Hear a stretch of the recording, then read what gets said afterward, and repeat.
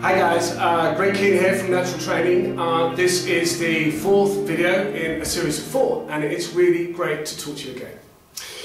The last video, video 3, we looked at being able to shape your message and to be able to engage with different client types. Today's video goes hand in hand with the third one, in so much as it's about giving maximum impact to the messages that you deliver to your clients. There's 3 techniques that I'm going to be looking at in this particular video. I'm going to be looking at something called the elevator pitch, which can make sure that you deliver a really tightly crafted message.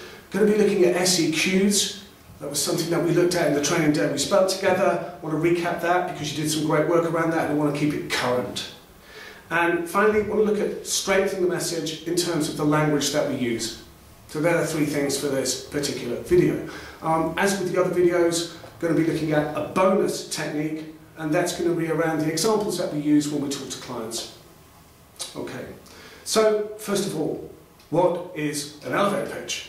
Okay, traditionally an elevator pitch asks you to imagine that you are getting into the elevator of a pretty large building, and just as the doors are closing, somebody comes in, squeezes past those doors, gets in there with you. It is your biggest client.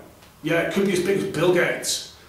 Which means that you've got 30 seconds, which is how long it takes that elevator to get to the floor that Bill wants to get off on, to deliver a good, tightly crafted message about your product or service. These are great things to have, not just face to face, but on the phone as well. So what's in them? Okay, first of all, a good, strong description about what it is that you provide. Follow this up with what you think are the standout points of difference. Okay, the USPs, if you want to think of it like that, unique sales propositions.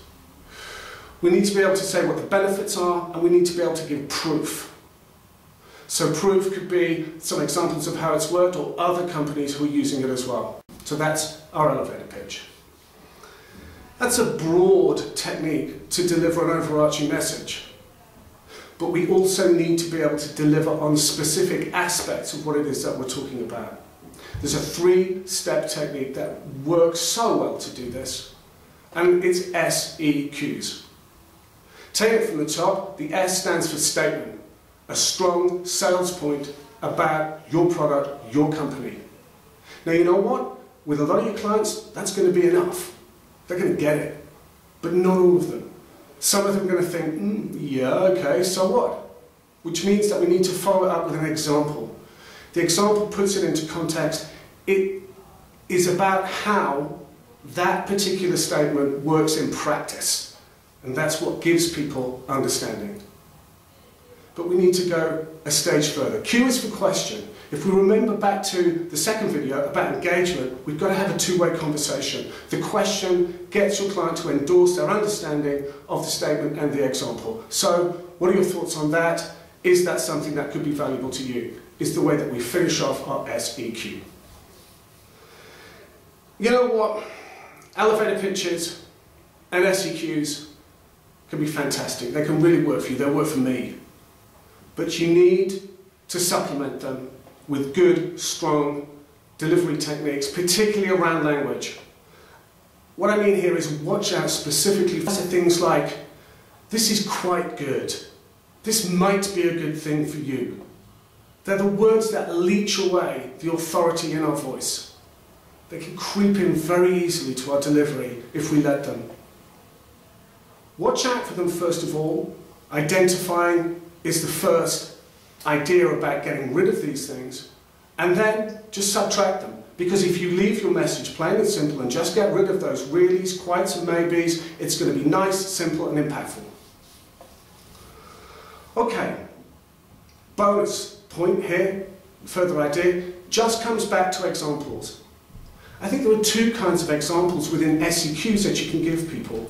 The first one is an explanation. So it shows how something works. It gives people understanding of the mechanism or the idea. Once they've got that, you can then follow up with an example that corroborates and gives people the gut feeling that it works. That might be talking about a case study where it's worked for somebody else.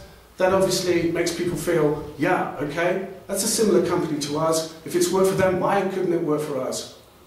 It's proof of the pudding. So two types of example you can give there. One that gets them in the head, one that gets them in the guts. Okay guys, so just to recap this video, there are 4 things that we've covered. We've looked at the elevator pitch.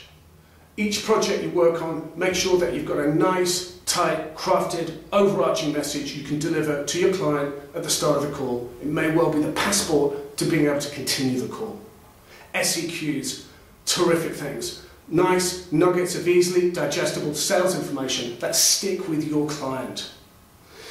Do remember, however good your elevator pitches or your SEQs are, if you use words that detract from, their importance and their potency, reallys, quites, maybes, then it's going to undo a lot of good work, so try and get rid of those. And finally, as far as examples are concerned, you can have the ones that explain and get people in the head, but also have the ones that corroborate and get them in the guts. Yeah? Give them that conviction. You need both. Okay. Thanks a lot for that, and I just want to introduce something that we talked about in the first video, which was you guys sending me your experiences of when you've used a variety of tools and techniques to good effect.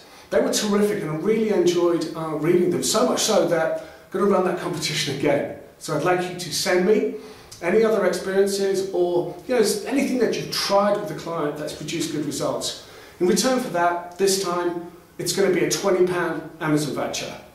We prefer it if you spend that on a business book that you think is going to help you generate great sales. But if you want to buy a CD or a DVD, hey, that's up to you.